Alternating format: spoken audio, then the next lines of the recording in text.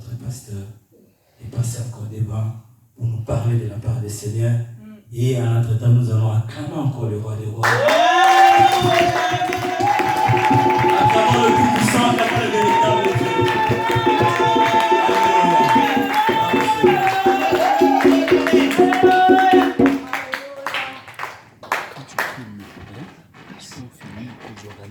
Amen. Amen. Gloire au Seigneur. Amen. Nous restons debout pour quelques petites minutes. Nganatika komi lela lela nalongola loboko nalitamanga Unaebite masia longaki. Nganatika komi tungisama nalongola loboko nalitamanga Unaebite masia longaki. Nganatika kakomi tungisama nalongola loboko nalitamanga Unaebite masia longaki.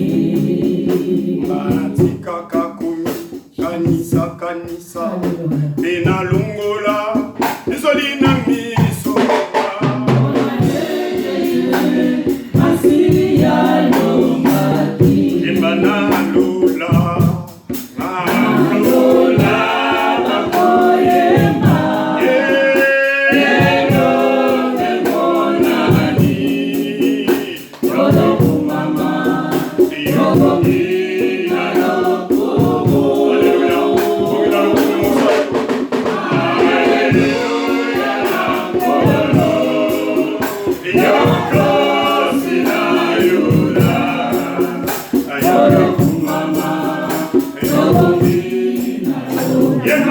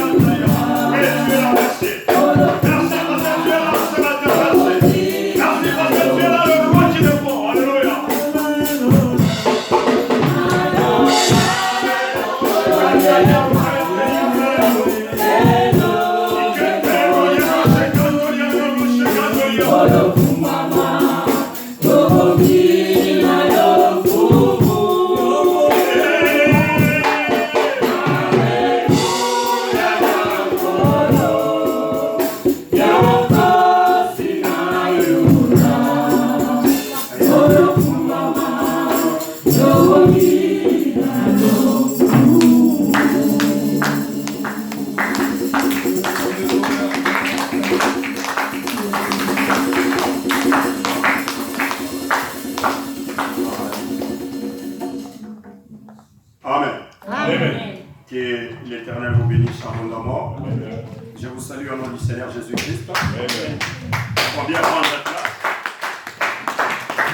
Que notre roi soit loué pour la grâce qu'il a pu nous faire d'être là ce matin dans sa présence. Amen. Amen. Amen. Déjà, ces amens ne commencent pas bien. Alléluia. Amen. Alléluia. Amen. Seulement maman Chifa qui répond. Alléluia. Amen. Dans son palais tout s'écrit. Il a moins de 20 ans. Moins de 20 ans. Dans son palais, tout s'écrit. Gloire.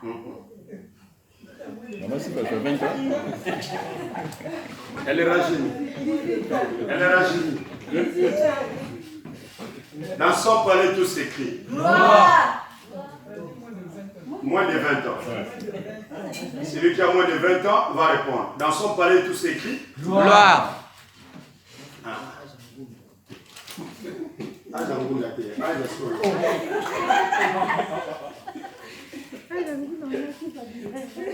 Dans son palais, tout s'écrit. Gloire. Ah non.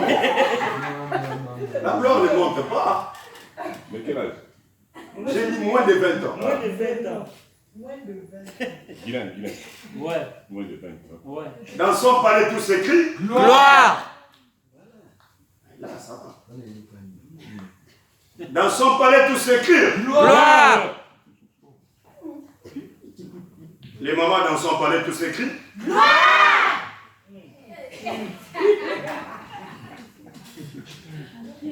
Les mamans dans son palais, tout s'écrit. Et les papas dans son palais, tout s'écrit. Gloire. Les papas dans son palais, tout s'écrit. Gloire. Ensemble dans son palais, tout s'écrit. Gloire. Dans son palais, tout s'écrit. Gloire. Dans son très beau palais, tout s'écrit.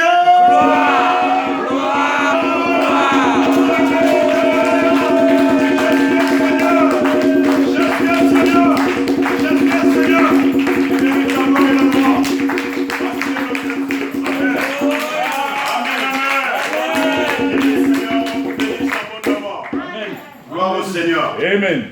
Je sais que déjà j'ai commencé à transpirer parce que j'ai dansé déjà. Amen. Je ne sais pas ça tout de suite, toi tu as dansé. Amen. Gloire à Dieu. Je disais que je vous salue au nom du Seigneur Jésus. Amen. J'ai été où nous étions en voyage. Même si j'ai dit que j'étais en voyage, vous allez comprendre. Amen. Amen. Amen. Amen. J'étais en voyage, mais j'étais au complet quand je suis allé en voyage. Hein? Bon, quand je dis j'étais en voyage, vous voyez, vous comprenez que j'étais complet. Je n'étais pas seul. Hein? Je n'étais pas une moitié, ma moitié aussi était avec moi. Le Seigneur nous a fait grâce, nous avons fait un bon voyage dans l'aller comme dans le retour. Et les travaux pour lesquels nous sommes partis s'est très bien déroulé. Et les dimanches, on devrait faire d'une pierre deux coups. Je vais prêcher dans deux de nos églises à Paris, l'une le matin et l'autre l'après-midi. Et vers 20h, nous avons pris notre TGV pour rentrer. Et nous avons trouvé les enfants très bien portants. Et je me suis renseigné pour chacun de vous. J'ai reçu des bonnes nouvelles que vous étiez en bonne santé. Amen. Amen. Ce qui fait que peut-être je ne vous ai pas appelé, mais je me renseigne toujours de votre état de santé et savoir comment vous allez. Amen. Donc il faut toujours faire aussi l'effort de savoir comment je vais. Amen. Amen. Et voilà, parce que nous sommes une famille. Si toi tu ne veux pas connaître ce que moi je suis pendant ce temps où qu'est-ce que je suis en train de traverser, moi je fais l'effort de connaître ce que toi tu traverses. À moins que tu n'aimes pas me le dire. Amen. Alléluia. Amen. Nous avons déjà commencé notre périple avec le livre d'Exode ou de Genèse. C'était quoi? Exode. C'était Exode. Exode chapitre 15, n'est-ce pas? Oui. De 22, je crois, jusqu'à Il y a 22 27. à 27. Nous sommes déjà arrivés au 27e verset où nous parlions des limes. Nous nous sommes dit qu'il y a 12 sources d'eau à Élim. Et à part les 12 sources d'eau, il y a 70 palmiers. Mais nous nous sommes dit ceci, en parlant des 12 sources d'eau, nous avons pu expliquer que signifiaient ces 12 sources d'eau. Et parlant de l'eau, nous nous sommes dit qu'une brèche doit être ouverte. Et par cette brèche-là, nous devrions comprendre quelque chose. Parce que l'eau est présente. Mais cette eau-là est importante pour nous l'Église. Et cette eau, nous avons par là ouvert une brèche sur le baptême. Parce que l'eau est utile pour un homme, pour une femme, pour tout humain. Tout ce qui respire a besoin d'eau. Amen. Amen. L'oiseau boit de l'eau. L'arbre utilise l'eau. Ainsi que l'homme. Mais à ce que je sache, quand un enfant est né, après avoir contrôlé tous les signes vitaux, il y a un effort que le médecin doit faire pour remettre l'enfant à la maman. Il faut qu'il y ait un mouvement qui doit se passer. On doit essayer de rendre cet enfant-là propre tout d'abord. Ça va? On doit couper le cordon ombilical quand l'enfant est sorti. On doit couper le cordon ombilical, donner les soins nécessaires, mais il faut que l'enfant ne rentre pas entre les mains de la maman avec du sang avec lequel il est sorti. Ça va? Et pour ce faire, dans les anciens temps, les mamans lavaient directement l'enfant. Mais aujourd'hui, on dit qu'il ne faut pas laver, juste on doit chercher des linges pour essayer d'essuyer cet enfant pour que l'enfant soit propre. Et puis, remettre l'enfant entre les mains de la maman. C'est alors que l'enfant sera tenu par la maman.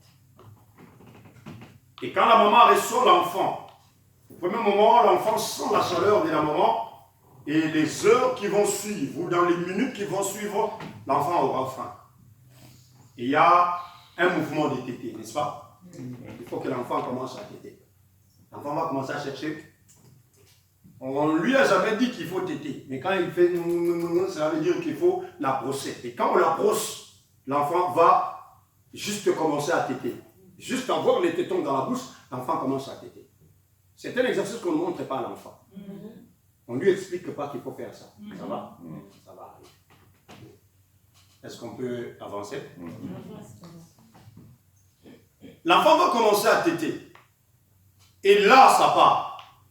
Je vais vous dire une chose, que pendant que l'enfant tète, l'enfant ne voit pas. Parce qu'un enfant ne voit qu'après 8 jours. Ça va? Maintenant, l'enfant commencera à voir après 8 jours. Mais pendant tout ce temps-là, où il ne voit pas, il est tête. Il a envie de téter et de commencer à vivre. Or, j'ai parlé de la naissance. Pendant que l'enfant sort du ventre de la maman, il faut qu'il y ait coupure des cordons ombilicaux. Cela veut dire que l'enfant n'a plus de contact. Ça va? Physique dans son essence, comment il était avec la maman quand il était dans le ventre de la maman. Il faut les séparer. Nous naissons dans le Seigneur. C'est ce que nous appelons la nouvelle naissance. Mais quand nous sortons du monde, parce que l'ecclésia, par signification, donc l'église, quand je parle de l'église, les Grecs disent ecclésia pour dire ceux qui sont sortis hors d'eux. Nous sommes sortis de quelque part. Comme nous sommes sortis de notre maman, nous sommes sortis aussi du monde. Ça va? Amen. Mais quand nous sortons du monde et que nous nous approchons à Dieu, la chose que nous devons faire en premier, comme le médecin le fait, nous devons couper le cordon ombilical. Amen. Ça veut dire que nous commençons à nous séparer du monde. Totalement. Que notre contact ne continue plus à être avec le monde. Amen. Parce que nous sommes déjà sortis. Gloire à Jésus. Ça va? Amen. Mais quand nous sortons et que nous sommes nés, nous sommes déjà là, nous avons la vie avec nous. Il faut que nous puissions montrer que nous avons la vie. Parce que quand l'enfant sort, dans les signes vitaux, l'enfant doit pleurer. Amen. C'est-à-dire que ceux qui naissent, ce sont ces gens-là qui commencent déjà à crier.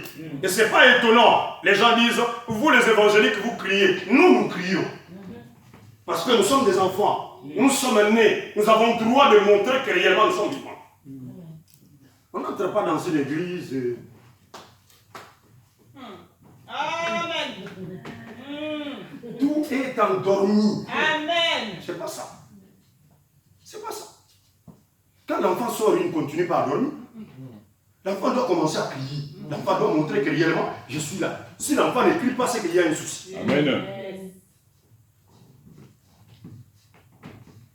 Ceux qui vont là, dans les églises, qui disent que réellement, je suis né de nouveau, mais qui ne montrent pas qu'il y a réellement la même naissance dans leur vie, ils ne sont pas encore nés. Parce qu'en réalité, il y a aussi des morts nés. Amen. Amen. On croit que la personne est née, mais la personne n'est pas née. La personne est déjà décédée. Amen. Nous nous séparons du monde. Mais là qui doit se passer, dans les minutes qui vont suivre, après les cris qu'on pousse, il faut qu'il y ait quand même des soins qui doivent nous être donnés. Amen. Et quand nous sommes appelés maintenant au Seigneur, nous sommes nés de nouveau. Il y a des soins qui doivent nous être donnés. On doit essayer de nous laver, d'ôter la saleté que nous avons. Et cette saleté-là doit se laver, s'enlever avec quelque chose qui est mouillé. Or, là-dedans, il faut qu'il y ait de l'eau. Or, s'il y a de l'eau, c'est qu'on nous lave. Or, si on nous lave réellement, celui qui est né, malgré que la personne était dans l'eau, et baignée dans l'eau amniotique, et baignée dans le sang, cette personne-là qui vient à la naissance, cette personne doit être encore lavée. Amen. C'est comme le poisson, quand tu le sors de l'eau, le poisson doit retourner dans l'eau pour devenir. Ouais, ouais. Ah. C'est vrai. Ça va? Amen. Bon, on n'ouvre pas cette brèche-là, on ferme. Ça va? Mais au moins nous sommes nés et qu'on nous a lavés. Alors, ce bain-là que nous recevons, c'est le bain que nous appelons bibliquement les baptêmes. Parce que celui qui se sépare du monde doit passer par l'eau du baptême. Mais cette eau du baptême, nous avons commencé à expliquer. Nous avons dit ceci, que par définition, par signification, le mot baptême a une signification grecque qui s'appelle baptizo, pour dire immergé. Ça va?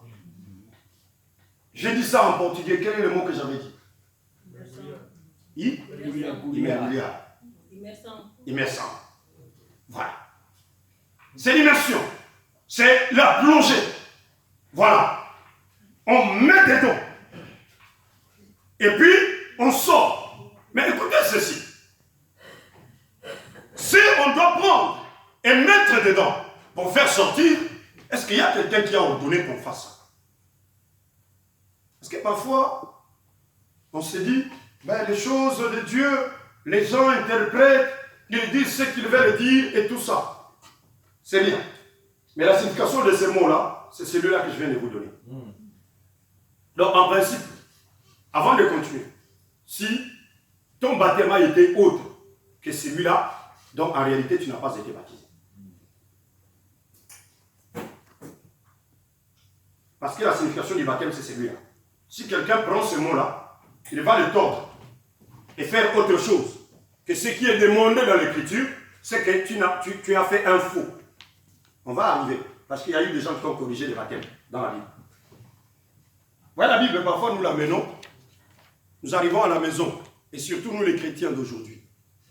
Notre Bible, même notre téléphone, nous les traitons mieux que la Bible. C'est la Bible quand on vient du culte. On ne sait pas là où on l'a laissé. Si c'est dans un sac qu'on a amené à l'église, ce sac-là, on aura à l'ouvrir que le jour où on veut l'utiliser. Parce qu'on a d'autres sacs, on pose ça là-bas, les sacs à main là-bas, on commence à prendre un autre sac, on oublie ça. Les dimanches matin, on se rappelle qu'on veut aller à l'église, on commence à chercher. Ma Bible, je l'ai mise où? Elle était où? Ce n'était pas ici. Toi, tu ne l'as pas vu. On commence à demander même aux enfants. Et pourtant, c'est à vous. C'est votre instrument à vous.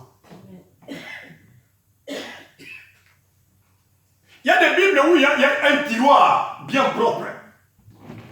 Quand on vient de l'église, on essaie un peu de tirer, on pose dedans, on ferme. Ce tiroir-là ne s'ouvre que le dimanche matin. Quand on arrive le dimanche matin, on fait ça, on prend la Bible, on met sous les aisselles et on arrive à l'église. Quand on retourne la première des choses, on ouvre, on pose et on ferme jusqu'au dimanche prochain. C'est ça les chrétiens. Mais les téléphones, c'est comme le disaient les frères, on l'utilise à tout moment. Quand on ne l'a pas, le cœur bat la chamade. On commence à chercher. Nous sommes l'heure. Il est où? Et tout ça. Mais la Bible, qui est une vie. Qui est une vie. Même la nourriture dans le congélateur, on va voir. J'avais acheté 3 poulets. Est-ce qu'il y en a? Non, aujourd'hui, oui, c'est les poulets que je vais préparer. J'ai cuisiné les légumes, je les avais mis là dans l'autre, dans ces compartiments-là. On va le chercher. Mais la Bible qui est la vie, c'est plus que la nourriture que nous mangeons. Parce que l'Écriture dit que l'homme ne vivra pas de pain seulement, n'est-ce pas? Or, si nous devons vivre de cette nourriture, qui est la parole de Dieu, c'est que nous devons la manger à tout moment. Nous parlons, mais la pratique, c'est là où se pose. L'homme ne vivra pas de pain seulement. Mais nous vivons des pains. Et de notre semoule. C'est du riz qu'on vit. Mais or, il nous a été dit que l'homme ne vivra pas de pain seulement. Mais maintenant, le complément de toute parole qui sort de la bouche de l'Éternel, il est où ce complément-là? Parce qu'on dit qu'on ne va pas vivre seulement de pain. Oui, nous mangeons le pain, on ne reste pas seulement au pain, mais il faut qu'on rajoute quelque chose de toutes les paroles qui sortent de la bouche de Dieu. Et cette parole, nous la retrouvons dans l'Écriture. Mais maintenant, cette parole, nous ne la prenons pas au sérieux. Parce que nous allons garder la parole dans nos valises. La parole se garde dans les garde-robes. Or, si on était sage, je crois que la Bible doit se retrouver dans la maison de tout chrétien, à la portée de tout le monde, déposée là-bas. Amen. Parce que celui qui entre dans la maison, c'est que dans cette maison, il y a des chrétiens. J'ai vu les autres là, quand vous entrez dans leur maison, il y a des écritures comme ça, que vous ne pouvez même pas lire. Vous trouvez des pancartes sur le mur. Je parle des autres, hein. Vous les connaissez, non? Il y a des écritures que vous ne pouvez même pas lire. Mais vous trouvez, on a mis juste un tableau là-bas, avec ces écritures-là. Ils parlent de leurs choses. Mais jamais dans la maison d'un chrétien, vous entrez, vous trouvez un écrit là-bas, Jésus-Christ est Seigneur. Ne fût-ce que ça. Jamais.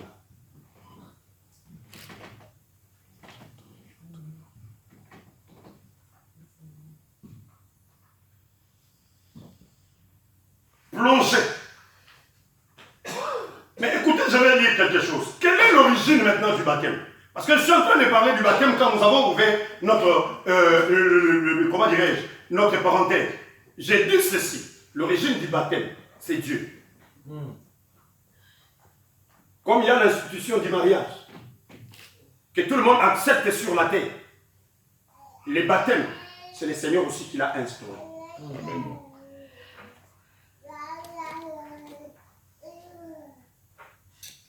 Le baptême a commencé même avant Jésus. Nous irons dans l'histoire du baptême après. Mais laissez-moi vous dire ceci, que Jésus qui arrive, Jésus lui-même était baptisé. Jésus. Et Jésus n'a pas été baptisé dans une maison. Il est dans la l'étable, n'est-ce pas? Mais il n'a pas été baptisé dans une maison. Si tu as été baptisé dans une maison, pose-toi la question, quel baptême as-tu pu avoir? La Bible dit que Jésus est allé suivre Jean-Baptiste dans le Jourdain. Le Jourdain, c'est un fleuve. L'eau était là, en abondance. Maintenant, Jésus va jusqu'au Jourdain pour se faire baptiser. Si tu es élève de Jésus, si tu es disciple de Jésus, c'est que tu dois suivre ce que Jésus a pu faire. Et si tu dois suivre ce que Jésus a pu faire, qu'est-ce que toi tu as fait à la place de ce que Jésus a fait? Amen. Jésus arrive, Jean-Baptiste le voit. Et Jean-Baptiste dit, d'ailleurs Jean-Baptiste disait que Seigneur, c'est pas toi qui dois se faire baptiser chez moi. C'est moi au contraire qui dois accepter d'être baptisé par toi. Mais, une chose que je sais, laissons seulement la volonté de Dieu, c'est fait. Et Jean-Baptiste a compris. Parce que Jean-Baptiste, c'est quand il parle. Il dit ceci. Moi, je vous baptise d'eau. Mais il y a quelqu'un qui vient après moi. Il est plus grand que moi. Lui, je n'ai même pas, l'autorisation de prendre le courroie de ses sandales. Donc, c'est comme si ouvrir seulement les lacets. Je n'ai même pas ce pouvoir-là. Mais lui, quand il va venir, il vous baptisera du feu et du Saint-Esprit.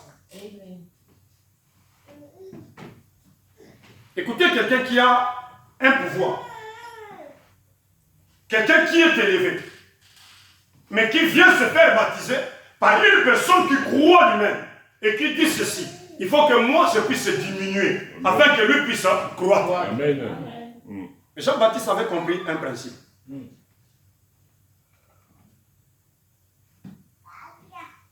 Jean-Baptiste a compris un principe.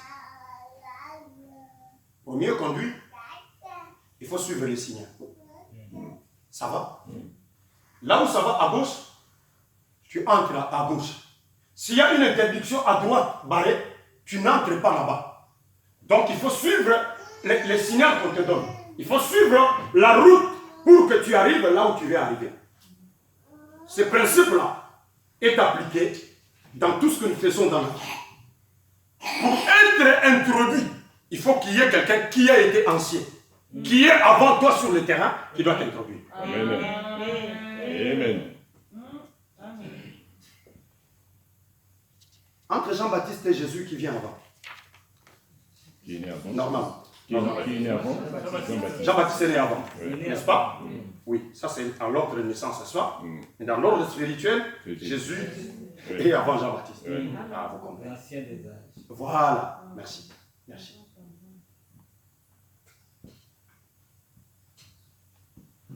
Jean-Baptiste est déjà, sa mère Élisabeth est déjà au 6e jour, au 6e mois, pendant que l'ange visite Marie. Donc, Marie vient de commencer une grossesse. Mais quand Marie va rencontrer Élisabeth, Jean-Baptiste est dans le ventre. Il reconnaît celui qui vient d'entrer dans le ventre. Amen. Alléluia. La Bible dit ceci.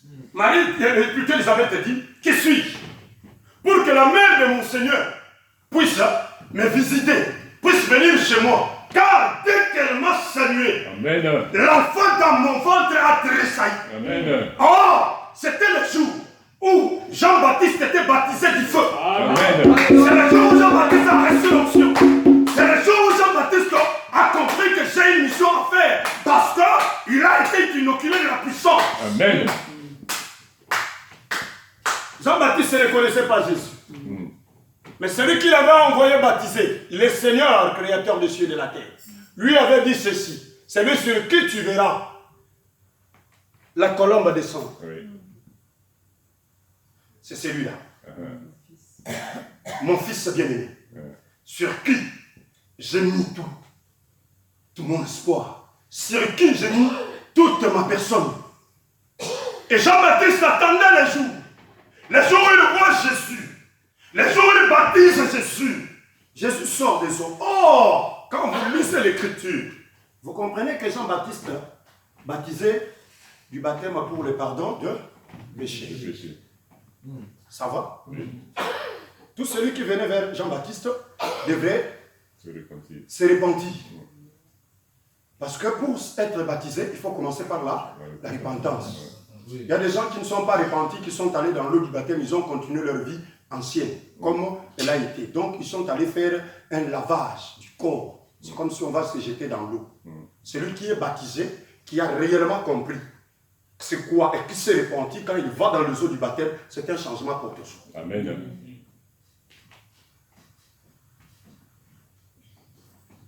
Mais écoutez, on a dit que Jésus n'a pas péché. Tu sais ce que dit la Bible, non? Il faut toujours lire. Hein? Mais Jésus n'a pas péché. Ceux qui vont chez Jean-Baptiste, hein, ils avaient péché. Ils vont se repentir. Et puis Jean-Baptiste se le prend, il les met dans le eau.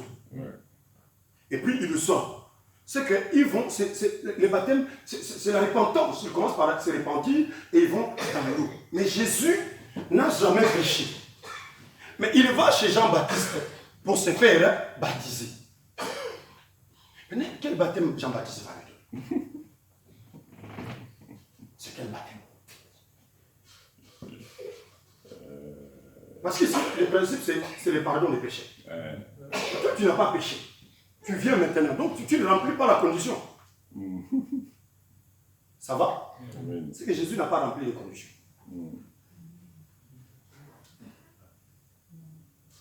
Hein?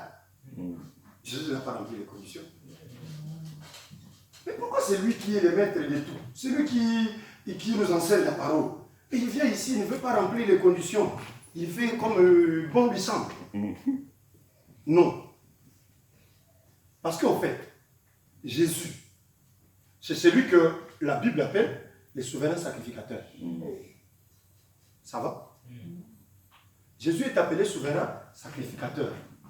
Comme Jésus est souverain sacrificateur, Jésus commence maintenant, là, quand Jésus vient sur la terre, c'est pour changer d'alliance, n'est-ce pas?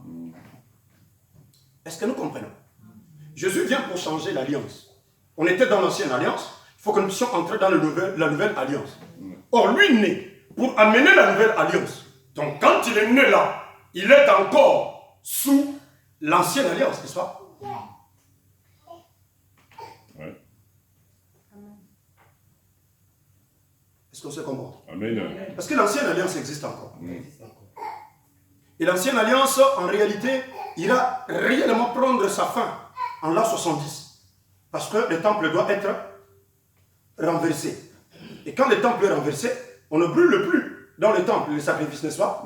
Jésus passe son temps. Et pendant que Jésus doit passer son temps, il doit amener la nouvelle alliance. Il doit changer les choses. Il doit ramener l'éclaircissement sur ce qui a été dit dans l'ancien. Et comme il vient, il est arrivé. Il n'est pas comme tout le monde. C'est un souverain sacrificateur. Comme c'est le souverain sacrificateur qui doit faire l'œuvre. Et cette œuvre, c'est l'œuvre de la croix. Pour réellement changer l'alliance, il faut que le sang des animaux qui coulaient puisse s'arrêter et que le sang d'un homme puisse être sacrifié. Et cet homme-là qui est le souverain sacrificateur, il doit commencer par faire comme tout sacrificateur. C'est pourquoi Jésus va dans l'eau. Pour consacrer les sacrificateurs. L'œuvre que les sacrificateurs devaient faire, c'est de se laver. De se raser, d'ôter les anciens vêtements qu'ils portaient pour porter des vêtements sacerdotaux, des vêtements d'entrer dans le service. Aujourd'hui, nous ne portons plus ces vêtements.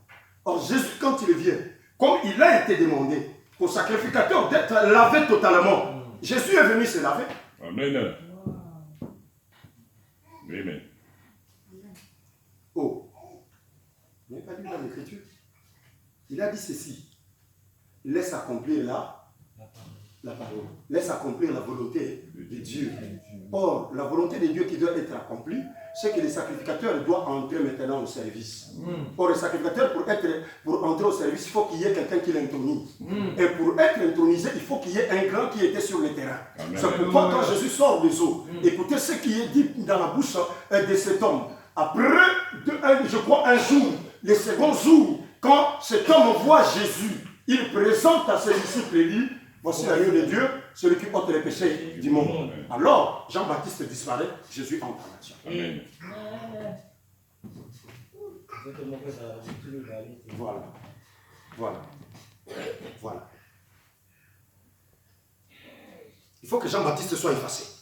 Mais pour que Jean-Baptiste soit effacé, il faut que lui introduise Jésus, qui le présente. Parce que c'est lui qui est sur le terrain, c'est lui qu'on connaît. Donc on ne saute pas les étapes, n'est-ce pas? J'ai bien corroboré avec ce que ma mari te disait ici. Ouais. Il faut qu'il y ait une réunion. Celle qui était avant elle doit quitter. Mais il faut que la réunion se fasse pour qu'on la prenne et qu'on la remplace. Amen. Mais si d'elle-même elle se disait, c'est moi la chef ici, c'est un problème. Sans autorité. Vous comprenez? Amen. On va poser la question qui t'a établi. Amen. Mais si tu as été établi, personne ne sera contre toi, n'est-ce pas? Parce qu'on sait que la chefferie, l'autorité lui a été donnée. Amen. Même dans l'œuvre de Dieu, il faut rester calme et attendre. Amen. Vous comprenez? Il y a des gens qui tu vois calme? Hein? Amen.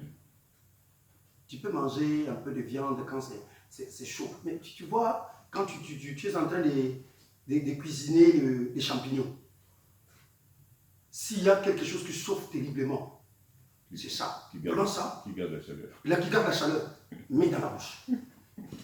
Tu ne dois pas manger, c'est chaud.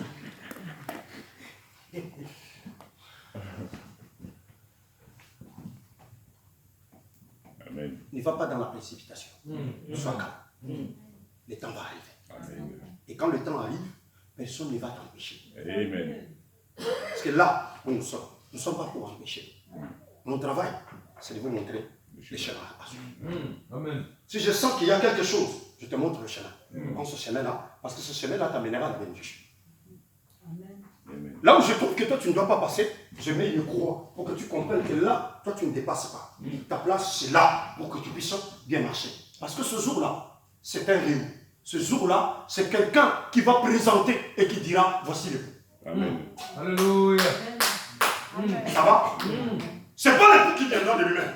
Mais celui qui a été moi et qui a reçu la permission dira, voici le peu. Amen.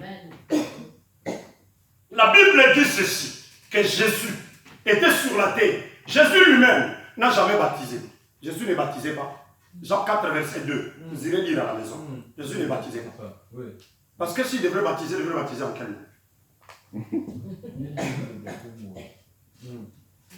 Il devrait baptiser en quel nom? Et puis celui qui se serait baptisé par Jésus, je crois que cette personne-là devrait être écrite dans la Bible. Qu'elle a été baptisée par Jésus. Parce que lui-même le maître est là. Maintenant il doit baptiser quelqu'un. Je crois que cette personne-là doit... Vous savez ceux qui ont été baptisés par l'apôtre Paul, hein? Étant un grand serviteur du Seigneur, il s'est battu la poitrine. Moi j'ai été baptisé par l'apôtre Paul. Moi ainsi de suite. Et chacun commençait à prendre une partie. Moi je suis de Paul. L'autre dit moi je suis d'Apollos. Ainsi de suite. Pour dire que j'ai été baptisé ou j'ai été soutenu par quelqu'un d'autre. Et parfois, Paul dit que merci dans notre coin parce que je n'ai baptisé aucun de vous. Mais il y a des gens qui ne prenaient pas. Et là, je voudrais dire ceci. Vous comprenez ici que Jésus, celui qui a institué les baptêmes, Marc chapitre 7, lisons, 15 à 16.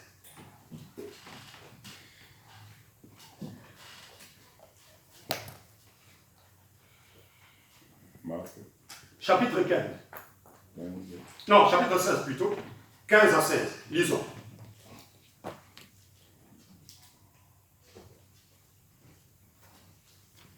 Je lis la parole de Dieu, notre Seigneur Jésus-Christ. Puis il leur dit, allez partout dans le monde et prêchez la bonne nouvelle à toute la création. Celui qui croira et qui sera baptisé sera sauvé. Mais celui qui ne croira pas sera condamné. C'est clair. Puis il leur dit, allez partout dans le monde Oui.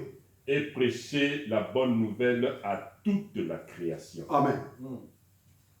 Celui qui croira et qui sera baptisé sera sauvé.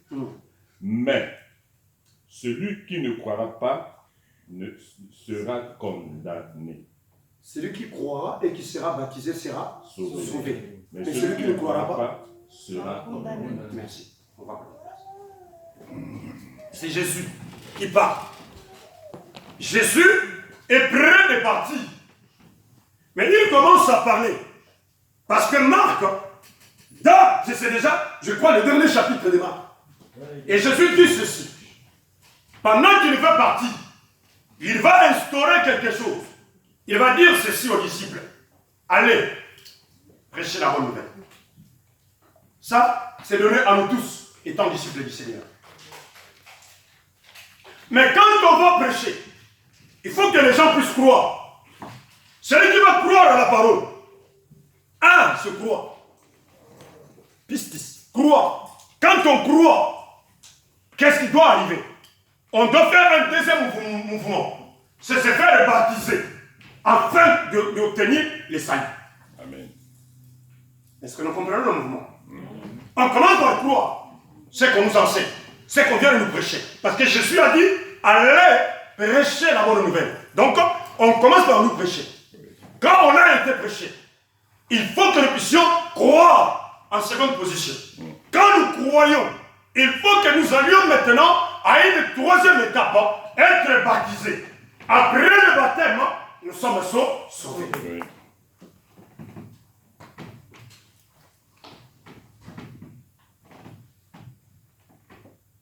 Écoutez, Je crois. croire, Je suis baptisé. être baptisé, et il y a salut. Maintenant, dans ces 4 étapes-là, as-tu enjambé une ou tu as respecté toutes les étapes?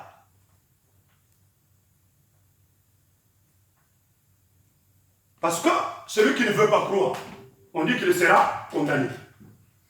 Donc, quand on ne veut pas croire à ce qu'on nous prêche, à ce qu'on nous dit, venant de la parole, il y a une condamnation qui va nous suivre. Donc, on est déjà condamné. C'est comme si, quand on ne connaît pas la loi, la réalité est qu'on peut encore vous comprenez?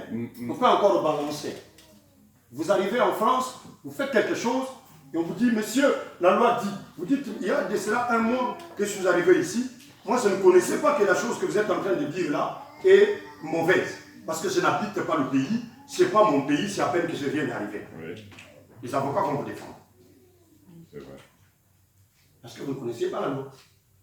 On va commencer à beaucoup expliquer et dire voilà, voilà, voilà, voilà, voilà, voilà. Mais pour une personne qui est née ici, qui a grandi ici, s'il tombe dans la même faute que toi, cette personne-là sera durement condamnée. Oui. Pourquoi? Parce qu'il a déjà appris la loi. Amen.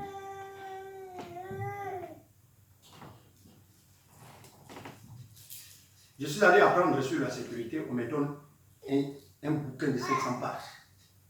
Et là-dedans, il y a eu une partie où on ne parle que de la loi. La loi telle, la loi telle, la loi telle. Tu entres, tu lis, tu dis, mais ce pays. Mais je crois que les avocats souffrent. C'est pourquoi ils ont toujours leur livre avec eux. Pour se référer et voir c'est quelle loi ici, c'est quelle loi là-bas. Il y a tellement de lois, des amendements, ainsi de suite. Après avoir étudié ça, celui qui nous a donné le cours, c'est un ancien policier. Il nous a dit, vous avez appris. Et si vous allez sur le terrain, vous tombez dans ça, vous retrouvez en prison. Amen. C'est vrai.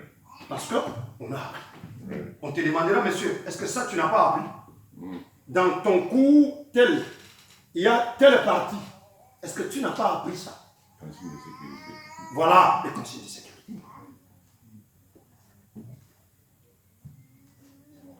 Il faut croire et être baptisé pour être sauvé. Les saluts qu'on reçoit dans la croissance, la connaissance de la parole. On a reçu la connaissance de la parole, on nous a enseigné la parole. Après que nous soyons enseignés, bien aimé, nous devons mettre cette parole en pratique. Être baptisé. Après notre baptême, il y a le salut qui nous est donné, qui nous est offert. Et ce que j'aime, parce que là, je vais vous dire ceci, qu'il y a un baptême, mais le baptême, lui, quand on tombe dans l'eau, le baptême a 2 volets. Il faut qu'il y ait le baptême des gens comme le baptême de Jésus. Amen. Tu ne m'as pas compris.